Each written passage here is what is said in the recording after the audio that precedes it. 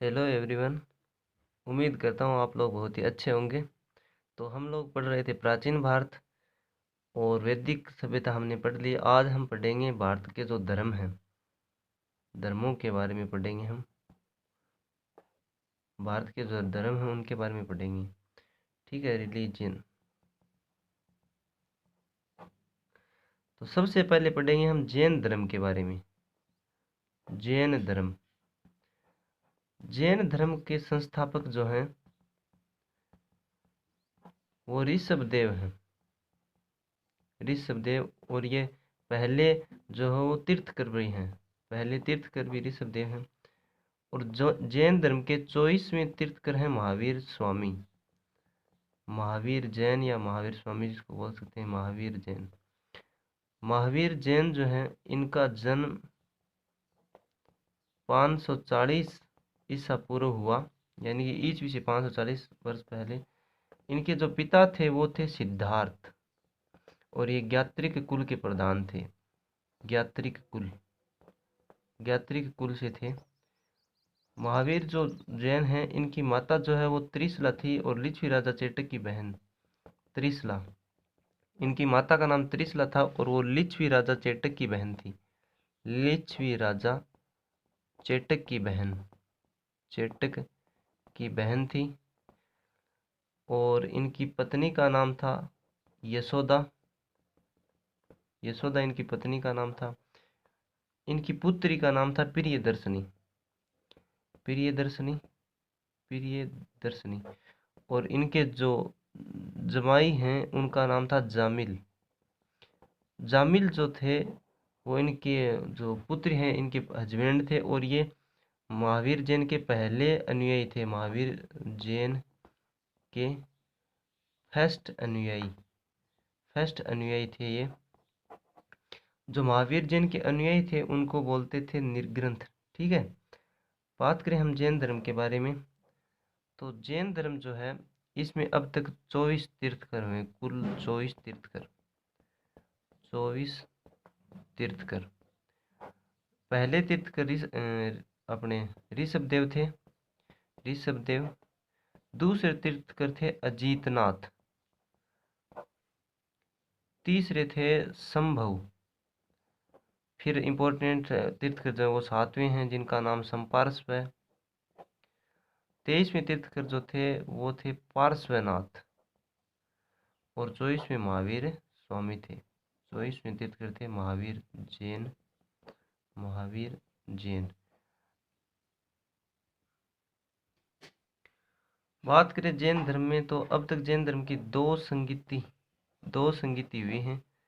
जो पहली संगीति थी, पहली संगीति वो हुई थी पाटलिपुत्र में, पाटलिपुत्र में। और इनकी जो अध्यक्षता थी वो की थी स्थूलभद्र ने, स्थूलभद्र।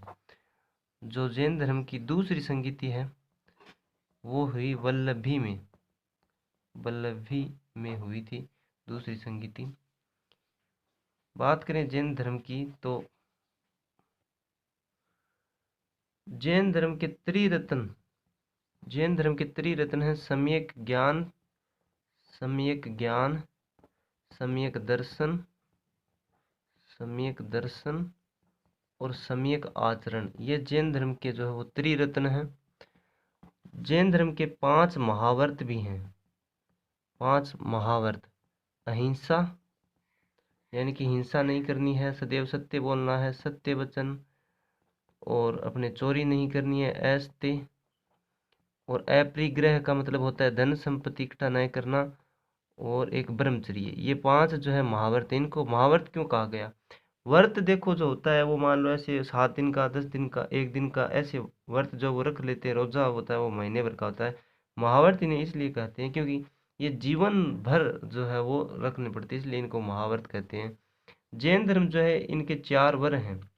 जैन धर्म के 4 वर हैं जो है शिक्षा, शिक्षा, अन्न, शिक्षा, अन्न, आवास और चिकित्सा। ये जैन धर्म के 4 वर हैं।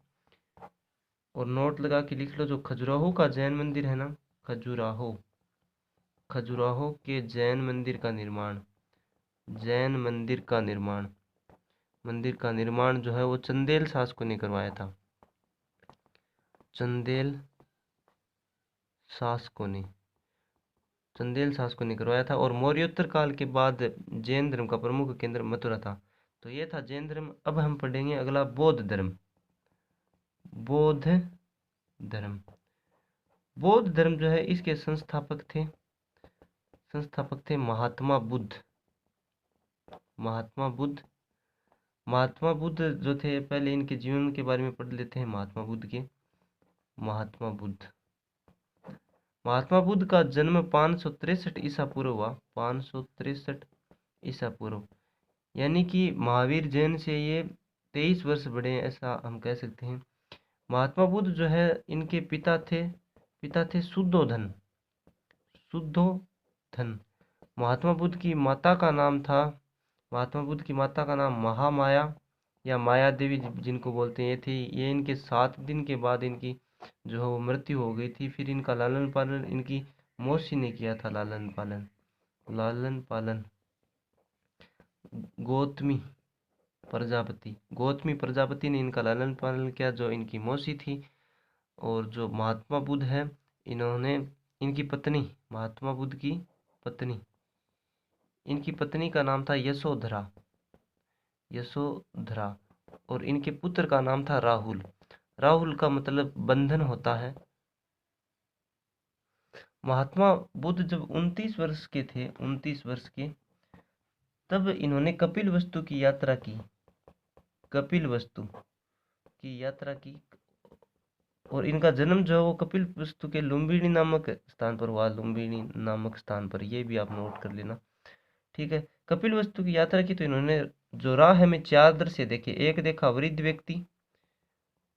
व्यक्ति जो बीमार था। एक मृत व्यक्ति देखा, और एक अपने देखा बीमार व्यक्ति, और एक देखा साधु या संत जिसको बोल सकते हैं। और इन चारों की स्थिति में सबसे बेस्ट स्थिति इन्होंने संत की मानी, जो खुश थे। इसीलिए इन्होंने गृह त्याग कर दिया 29 वर्ष की आयु में। और जो बौद्ध धर्म है इसमें गृह त्याग को महाविनिशीकरण कहा गया है। गृह त्याग को महाविनिशीकरण कहा गया है। गृह त्याग के बाद इनके पहले गुरु थे अल्लार कलाम। पहले गुरु जिनसे इन्होंने सांख्य दर्शन की जो शिक्षा प्राप्त की, पहले गुरु थे अल्लार कलाम, जिनसे सांख्य दर्शन की शिक्षा ली। सांख्य दर्शन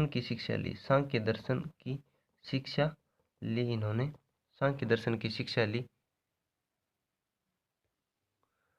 महात्मा बुद्ध के जो दूसरे गुरु उनका नाम था रुद्रक रामपूत। इनसे इन्होंने सांख्य दर्शन की तो ली थी अल्लार कलाम से। इनसे योग दर्शन की इन्होंने शिक्षा ली।